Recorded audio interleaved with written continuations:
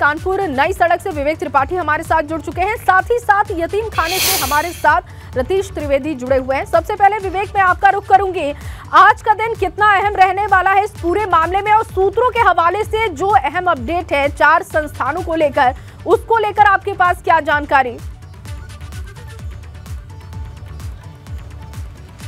देखिए, महत्वपूर्ण इसलिए है क्योंकि सारे जो लोग गिरफ्तार हुए हैं, मुख्य आरोपी जफर और उसके 3 साथी, इसके अलावा जो और लोग गिरफ्तार हुए हैं उनको कोर्ट में पेश किया जाना है। स्पेशल कोर्ट में पेशी होगी, उसके बाद रिमांड मांगी जाएगी। रिमांड 14 दिन की मांगी जाती है। अमूमन ये एक परंपरा है कि 14 दिन की रिमांड पुलिस मांगती है पूछताछ के लिए। तो आज ही रिमांड की अर्जी पड़ेगी, यानी पेश करते ही रिमांड की अर्जी डाली जाएगी। उस पर कोर्ट जो फैसला देगी उस पर आगे निर्णय होगा। दूसरा जो बिंदु आपने बताया पीएफआई का, पीएफआई यानी पॉपुलर फ्रंट ऑफ इंडिया का नाम शुरू से ही चर्चा में था। जब ये कांड हुआ था शुक्रवार दोपहर, जब यहाँ पर उपद्रव हुआ है, उसके बाद से ही ये पीएफआई का नाम सामने आ गया था कि पीएफआई का इन्वॉल्वमेंट कहीं ना कहीं। और सबसे खास बात जो है, पीएफआई की छात्र विंग है कैंपस फ्रंट ऑफ इंडिया, उसमें उसके दस्तावेज मिले और ये दस्तावेज फंडिंग से रिलेटेड हैं।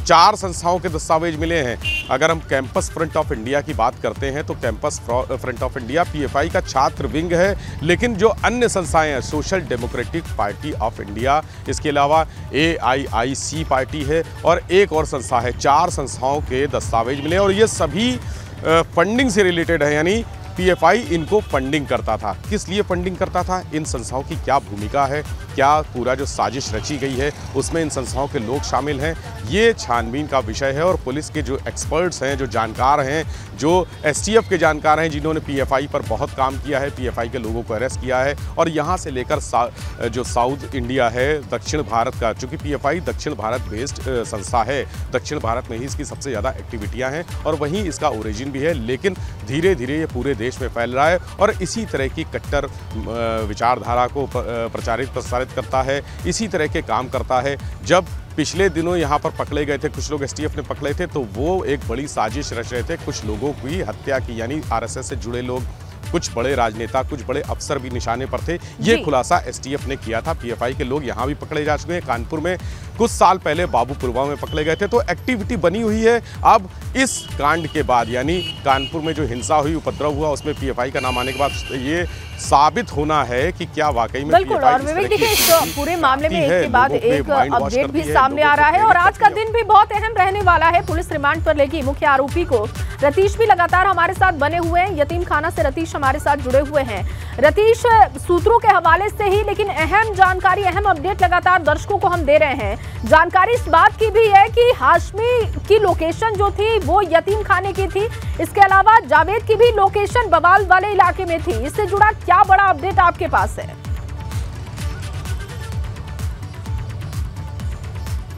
हाँ बिल्कुल, देखिए जब से कानपुर पुलिस ने उपद्रव के मास्टरमाइंड यानी जफर हयात हाशमी को पकड़ा है, तब से उसको ग्रिल किया जा रहा है। उसके साथ के जो 3 और लोग हैं उन सब से पूछताछ हो रही है।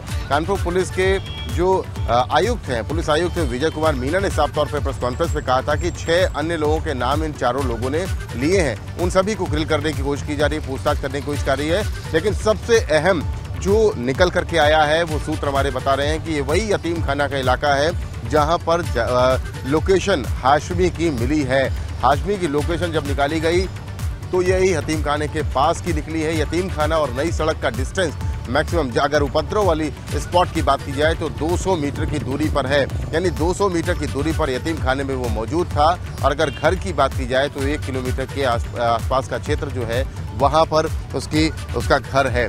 पुलिस कमिश्नर विजय यहाँ पर आ चुके हैं, विजय कुमार मीना यहाँ पर आ चुके हैं। तमाम जो बातें निकल के आ रही हैं, ग्रिल करने की कोशिश की जा रही है, पूछताछ करने की कोशिश की जा रही है और पूछताछ के दौरान तमाम तथ्य निकल के पीएफआई से भी आ रहे हैं। ये पहले ही बताया गया था कि पीएफआई से इस मामले का इन्वॉल्वमेंट होगा और पीएफआई की 4 संस्थाएं जो उससे जुड़ी हुई हैं उनको फंडिंग की जाती है। और ये भी दस्तावेज जो हमारे सूत्र बता रहे हैं कि ये दस्तावेज मिले हैं और इस्टेब्लिश हो रहा है कि इन्हीं संस्थाओं, इन्हीं 4 संस्थाओं के कागज हयात हाशमी के पास से बरामद किए गए हैं। यानी कनेक्शन जुड़ रहा है कि पीएफआई की फंडिंग इससे जुड़ी हो सकती है। और तमाम दस्तावेज जो मिले हैं उनको खंगालने की कोशिश की जा रही है। हम आयुक्त साहब से एक बार बात करने की कोशिश करेंगे। आयुक्त साहब आपसे बात करेंगे। जो जांच चल रही है, जांच की प्रगति क्या है? देखिए, अभी तक जो हम लोगों ने जांच की है, करीब उसमें 29 लोगों को अरेस्ट किया जा चुका है। मुख्य जो मास्टरमाइंड थे, आरोपी थे, उसके 3 साथियों को के साथ कल गिरफ्तार किया गया। कुछ और भी जो मुख्य लोग थे उनको गिरफ्तार किया गया है। अब पुलिस की जो अगली रणनीति है उसमें हम लोग जितने भी जो फोटोग्राफ्स और वीडियोस हमें प्राप्त हुए हैं उनके फोटोग्राफ्स हम पब्लिक में जारी करेंगे, आज जारी कर देंगे उनको और उनसे आइडेंटिफाई करेंगे। और जितने भी ये लोग थे जिसके हाथ में पत्थर था, हमारे पास तमाम फोटोग्राफ्स आ गए, इन लोगों को गिरफ्तार किया जाएगा और किसी को बख्शा नहीं जाएगा। कोर्ट में प्रोड्यूस करके रिमांड लेने की कोशिश करेगी? जी, आज इनको प्रोड्यूस किया जाएगा और रिमांड ली जाएगी ताकि इनके जो अकाउंट्स हैं, इनके अदर लिंक्स हैं, उसकी विस्तृत जांच की जाए। इसके लिए हम स्पेशल इन्वेस्टिगेटिंग टीम भी बना रहे हैं। दस्तावेज भी इन लोगों के पास से जो ऑब्जेक्शनेबल है वो भी बरामद किया है? हाँ, वो किए गए हैं, उस पर पूरी कार्रवाई की जाएगी। पीएफआई से भी लिंकेज निकल के आ रहे हैं? देखिए, अभी ये प्रिलिमिनरी स्टेज है। एक बार इनके जो कुछ लिटरेचर है वो तो अपनी जगह पर है, लेकिन एक बार इनके अकाउंट्स वगैरह उसको वेरीफाई कर लें, उससे हम फिर एग्जैक्ट लिंक इस्टेब्लिश कर पाएंगे। हम लोगों ने इनसे 6 मोबाइल भी जब्त किए हैं, उसकी फॉरेंसिक एनालिसिस की जाएगी। किन लोगों से ये लिंक्ड हैं, कहाँ पर व्हाट्सएप पर बात कर रहे हैं, इंस्टाग्राम पे कहाँ लिंक्ड हैं, फेसबुक पर क्या है, तो क्या इनका नेटवर्क सिर्फ प्रदेश में ही है, कानपुर में है या अन्य राज्यों में भी है, ये सारी जांच की जाएगी। इसीलिए एक स्पेशल इन्वेस्टिगेटिंग टीम भी बनाई जा रही है। एक सवाल यह कि इसका परिवार लगातार हयात का कह रहा है कि जब बंद की कॉल वापस ले ली गई थी तो उसके बाद कोई आधार नहीं बनता पुलिस का मुख्य साजिशकर्ता बनाने के लिए। आपको कुछ साक्ष्य इस तरीके के मिले? देखिए, उसके अंदर इन्होंने ली थी, आगे भी आपसे अपडेट लेंगे क्योंकि आज का दिन बहुत अहम रहने वाला है। विवेक, आपका भी बहुत शुक्रिया, रतीश आपका भी बहुत शुक्रिया तमाम जानकारी के लिए। और अब बात यूपी में लोकसभा की 2 सीटों पर उपचुनाव की कर लेते हैं। एक तरफ जहां भाजपा ने आजमगढ़ और रामपुर सीट पर उपचुनाव के लिए उम्मीदवार घोषित कर दिए, तो वहीं अभी समाजवादी पार्टी में असमंजस की स्थिति है। भाजपा ने आजमगढ़ से एक बार फिर से दिनेश लाल यादव निरहुआ पर भरोसा जाहिर किया है, तो आज वो नामांकन भी करने वाले हैं। दरअसल सोमवार यानी कि 6 जून नामांकन की आखिरी तारीख है, लेकिन उससे पहले भाजपा की तरफ से प्रत्याशी के नाम का ऐलान हो चुका है। आज वो अपना नामांकन भी कर सकते हैं दिनेश लाल निरहुआ, लेकिन समाजवादी पार्टी से 2 नामांकन पर्चा लिया गया है, लेकिन अब तक किसी उम्मीदवार ने पर्चा दाखिल नहीं किया है, ना नाम का ऐलान हुआ है। असमंजस की स्थिति दिखाई दे रही है। तो कौन आखिर होगा समाजवादी पार्टी की तरफ से उम्मीदवार, ये देखने वाली बात होगी। लेकिन आज जानकारी है कि भारतीय जनता पार्टी के उम्मीदवार आज अपना नामांकन पर्चा दाखिल कर सकते हैं। आजमगढ़ के अलावा बात अब रामपुर की करें तो यहां पर इस बार रोमांचक मुकाबला देखने को मिलेगा, क्योंकि एक तरफ जहां सपा से आजम खान के परिवार से उम्मीदवार बनाए जाने की चर्चा है, तो वहीं भाजपा ने आजम खान के करीबी माने जाने वाले घनश्याम सिंह लोधी पर दांव खेल दिया है, जो कि विधानसभा चुनावों के वक्त समाजवादी पार्टी छोड़कर भाजपा में शामिल हुए। वहीं खबर यह भी है कि सपा की तरफ से नगर अध्यक्ष आसिम राजा और आजम खान की पत्नी डॉक्टर तंजीन फातिमा के नाम से 2 नामांकन फॉर्म लिए गए, लेकिन अभी भी समाजवादी पार्टी की तरफ से उम्मीदवार के नाम का ऐलान आधिकारिक तौर पर नहीं किया गया है। तो इंतजार हो रहा है कि समाजवादी पार्टी आखिर किस पर दांव खेलती है, जबकि भारतीय जनता पार्टी की तरफ से नाम का ऐलान हो चुका है। लेकिन जानकारी इस बात की है कि समाजवादी पार्टी की तरफ से 2 फॉर्म लिए गए हैं, यानी कि 2 नामों को लेकर चर्चा हो रही है, लेकिन फाइनल मुहर किस पर पार्टी लगाती है ये देखना होगा। और आज सीएम योगी का जन्मदिन है। सीएम के जन्मदिन के मौके पर अयोध्या में खास तैयारी की गई है। दरअसल सीएम के जन्मदिन पर 51 क्विंटल का लड्डू बन रहा है। 51 क्विंटल के लड्डू रामलला को चढ़ाए जाएंगे। प्रसाद स्वरूप भक्तों के बीच ये लड्डू बांटे जाएंगे। भाजपा सांसद बृजभूषण शरण सिंह बनवा रहे हैं ये लड्डू और लाखों कार्यकर्ताओं के साथ अयोध्या में वो मौजूद भी रहेंगे। बड़ा कार्यक्रम रखा गया है आज के दिन, क्योंकि आज मुख्यमंत्री योगी आदित्यनाथ का जन्मदिन है। किस तरीके की तैयारियां की जा रही हैं अयोध्या में, उसकी जानकारी हम आपको दे रहे हैं। बताया जा रहा है कि 51 किलो का लड्डू भगवान को प्रसाद के रूप में भोग लगाया जाएगा और उसे कार्यकर्ताओं में वितरित किया जाएगा।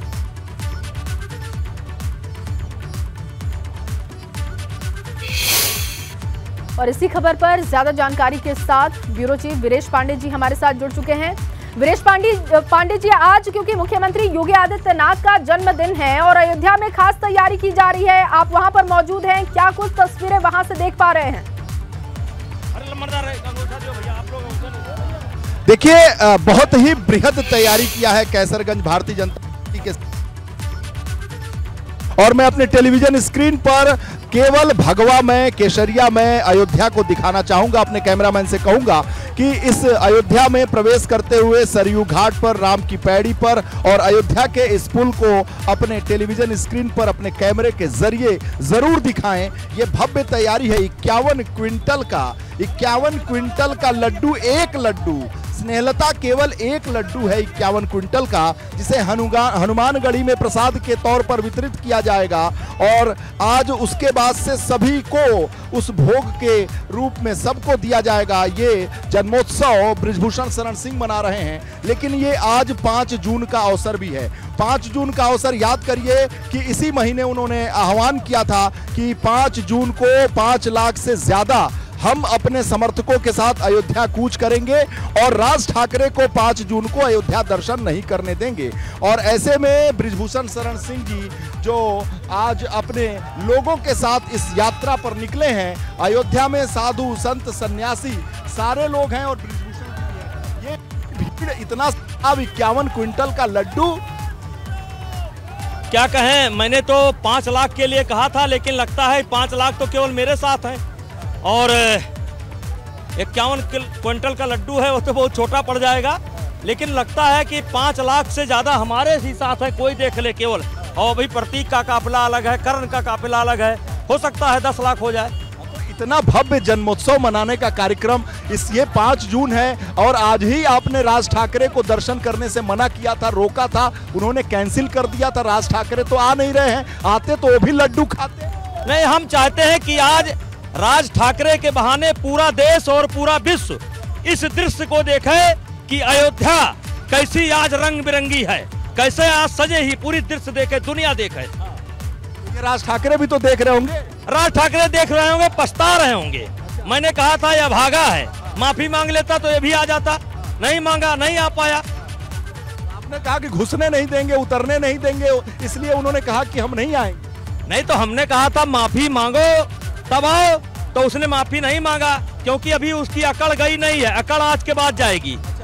आज ही 5 ही जून को तो आपने आह्वान किया था 5 लाख लोगों के साथ अयोध्या कूच का। ये कूच है और यह जन्मोत्सव का कार्यक्रम है क्या? ये जन्मोत्सव भी है, विजयोत्सव भी है, चेतावनी भी है।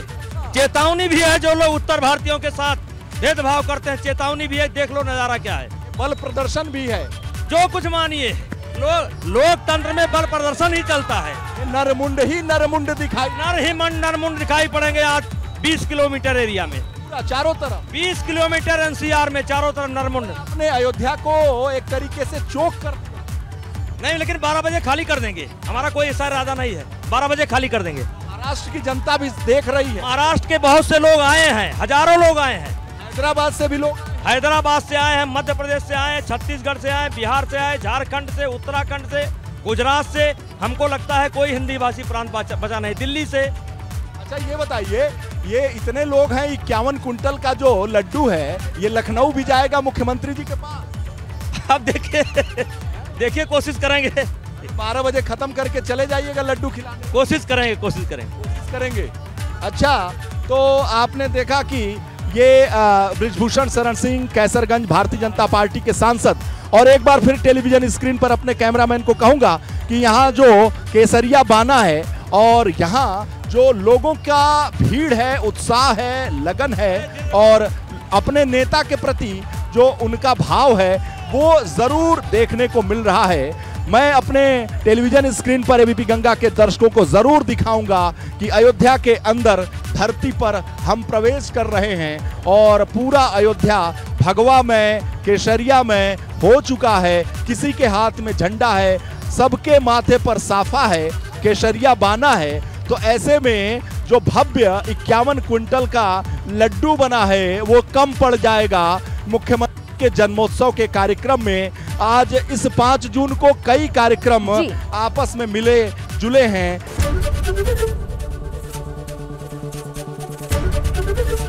एबीपी गंगा, खबर आपकी, जुबान आपकी।